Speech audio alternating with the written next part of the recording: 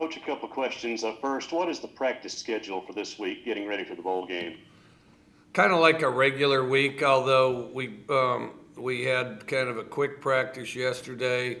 We had a heavy practice today. We'll practice again tomorrow. The next day, then we'll fly to Fort Worth. And secondly, so if you saw Missouri as a third SEC team to have to cancel out from a bowl game because of COVID. When does your team test this week, and are there any concerns that you'll have enough team to take to the bowl game? We've already tested once this week. We test again tomorrow, and then I think there's a third test. There's 3 or 4 tests every week anyway. So I mean, yeah, we have more tests around here than it's nonstop tests. Hey, Mike, just in terms of guys going back home over Christmas, how did you guys kind of manage that, and what was your guys' process in terms of, did you guys let guys go home for Christmas, and then how did that kind of work out with your guys? Yes, we did.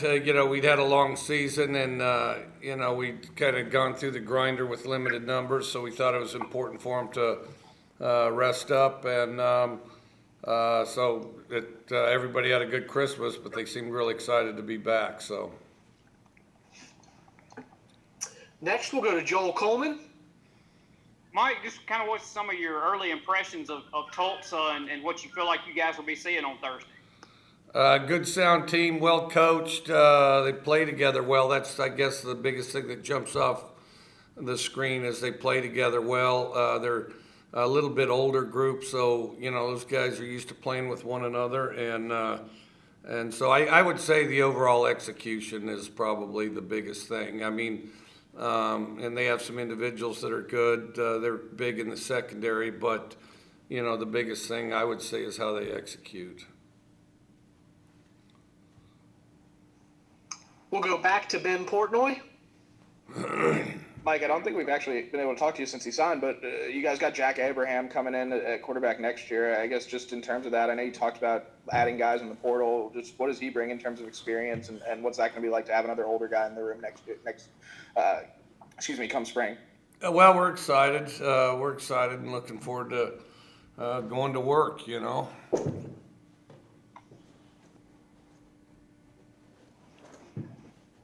We'll go back to Joel Coleman. Mike, I know that the Collins, the linebacker for Tulsa, has decided to opt out and prepare for the NFL. As far as you know, are there any of your guys that might elect to go ahead and not play in the bowl game and get ready for the NFL? Or as far as you know, is it all systems go for your guys? Yeah, it looks like everybody's playing that, played during the year. No additional guys that I'm aware of, or at least not today. So, I mean, everybody's out there bouncing around. We'll go back to David Murray. Coach, you've talked all year about having a young team and some young leaders. 3 of your guys were recognized as freshmen All-SEC, and a 4th could have been considered. How much does that affirm what you say about the young skill personnel on this team? Well, we're excited about it. I mean, we're excited that the young guys got the recognition they did, and there, were some others that I would think would be very close. But of course, Charles Cross, Forbes, and Wally. First team all freshman SEC team, and then also, I'm sure Will was probably pretty close. Maybe he didn't have as many games as the guy that won it, the guy at Missouri, who was a good quarterback too. And I wish I could remember his name. I don't mean any disrespect. I just don't remember. I'm thinking about Tulsa now, but at any rate. We have a pretty good freshman nucleus, and other freshmen that, although they weren't freshmen all SEC, they were good players for us. Next, we'll go to Ben Portnoy. Mike, just since the Missouri game, you talked about how close you guys have been to pulling out a win. Obviously, you did so pretty resoundingly in the season finale. How have your guys kind of responded in the last, couple of weeks since then? And what have you kind of seen from your guys? Has it been pretty consistent in terms of energy, or do you feel like maybe something different, or how do you feel like that game might have affected your guys, if at all? Well, I think we've had pretty good energy. I think we've progressively improved. I think that we're still definitely a work in progress. We're getting better as we speak, but I was proud of our guys for, sticking in there and being committed to improving, and and I think, based on today, that's continued. So, but I think throughout the country, you kind of saw a number of teams sort of give up the ghost and quit probably playing with some of the passion they did earlier in the season, but I didn't feel like that was the case with us.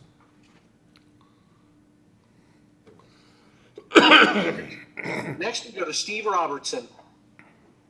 Coach, you've got a lot more experience with snow than we do in the South. I mean, with the weather being what it may possibly be, is there a way to combat some of that? Is there a catching technique that you teach those guys on how to deal with snow?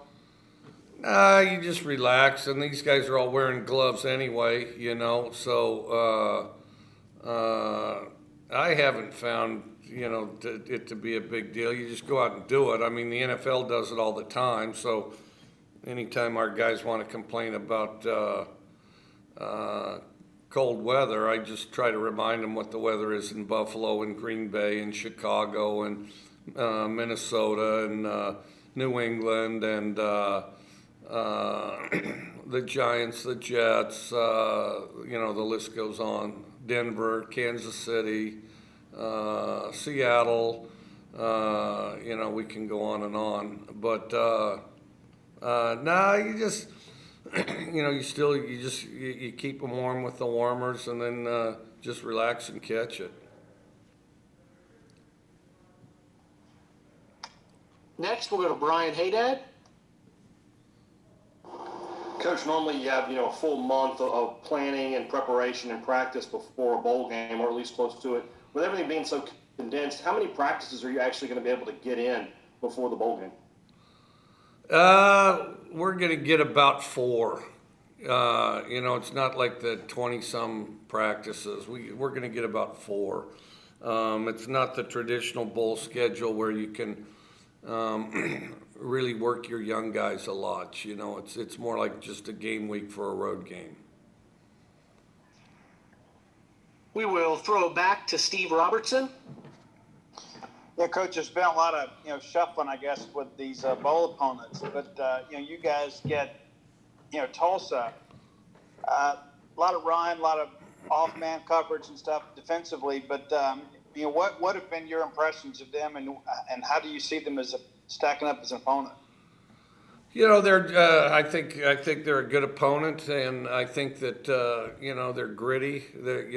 Which I think, and I know several of the coaches over there, and those guys are gritty, fully committed football guys. I think their team kind of represents that. You just have an awful lot of guys in the right place at the right time, and I think that's a credit to their whole team because they've worked long and hard, and as a result, put together a good season.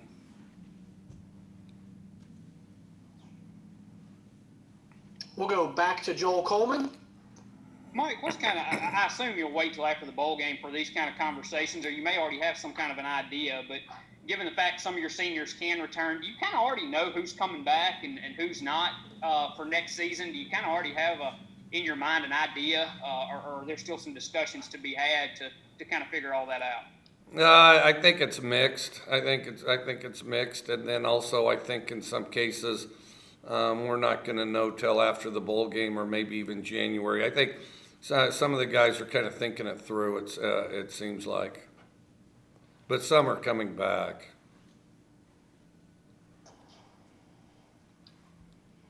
We'll go to Tyler Horka. Mike, I know we've asked it quite a bit, but just having a little bit more time to reflect on it, what's it been like to think about what Will Rogers has done this year? I know you've been coaching for a long time, head coach for almost 20 years, and you've never started a true freshman. So for him to do what he's done in the 5 games he started, what does it mean to you? Well, I think he's done a really good job. I mean, he's as far along as a true freshman as I've had, and and part of it, I think that I've always thought coaches' kids, there's valuable information that passes across the dinner table along with the potatoes and the roast beef or whatever they're eating.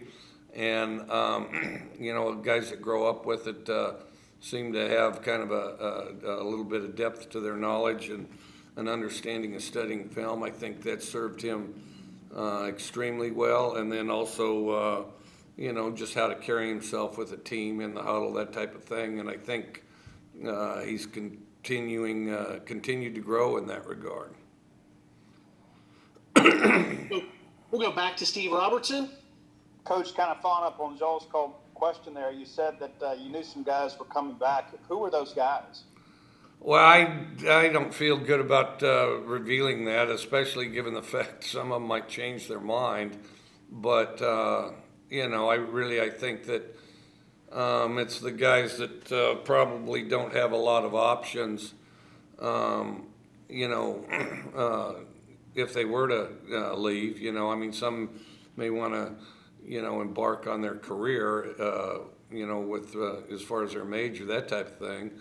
But then, some are analyzing what their stock is as far as the NFL goes. And me personally, I think in all cases their stock goes up if they stay another year. And I've always found the NFL kind of looks at it the same way. They're in no hurry to get guys. Their basic position's kind of an obvious one, which is if you're good enough to play in that league, they'll eventually get you anyway. And then, if you're kind of on the bubble, the better you develop your skills and the better player you are coming out of college, the better your chances of, making a team in the NFL.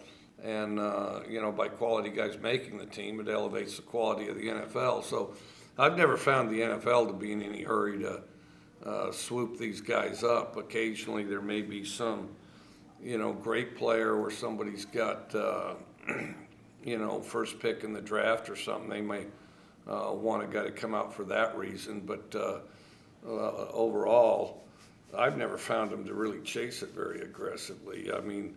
They're not going to ignore talent and quality guys coming out, but then, time after time after time, a scout or an NFL guy will say he should have stayed another year, and because they're still there one way or the other. Next, we'll go back to Joel Coleman. Mike, I know we've heard you say a couple times, as pertaining to the bowl game in particular, football players want to play, and I'm sure, football coaches want to coach. It's been a long 6 months, though, I'm sure, getting tested 3 times a week and all that whole night. Is there any part of you or these guys that are kind of just ready to, I guess, have a break and kind of maybe start over fresh in the spring or next fall and kind of be back to normal, hopefully? Probably a little of both, but it gets, you get into a rhythm coaching and playing these games, and this year we didn't have as many as you usually do, so I think we're definitely excited to play, no question about it. And then of course the season was set later than it usually is, but no, we're excited to play. We're excited to improve and really looking forward to the game. No question about that. And then, of course, I think we all plan to have a real productive off season and spring.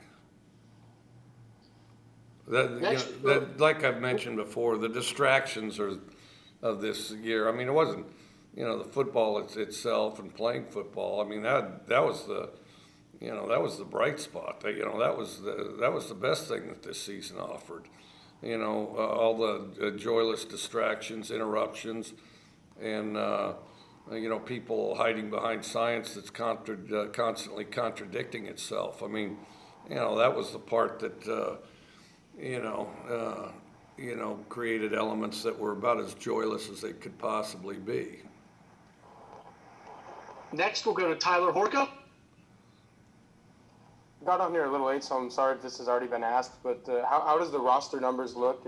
Are you guys, it's been a while now, are you guys about as full strength as you've been in a while? Yes, we are. More than we've been, at least as of today, more than we've been probably in a month and a half. And then you also mentioned only having 4 true practices in preparation for Tulsa. I'm just curious about the logistics. What did last week look like? How often were you guys able to get on the field, or are all those starting today and this week? No, they went home for Christmas. They've been home for the previous 6 days, previous to yesterday. And then just one last one, kind of following up on that. What was the announcement for the bowl like last Sunday? Were you guys able to be all in the same spot and kind of share that moment together, or just kind of how did all that go down? They'd heard about it on the internet or the social media before, and then we had the meeting, and and everybody was excited about the opportunity, to play, or at least appeared to me. Maybe somebody in there's not, but he'll get his stack of gear, and hopefully that'll make him happy. But nevertheless, the vast majority very enthusiastic, very excited to stay together and play another game. And the last question tonight will go to Joel Coleman.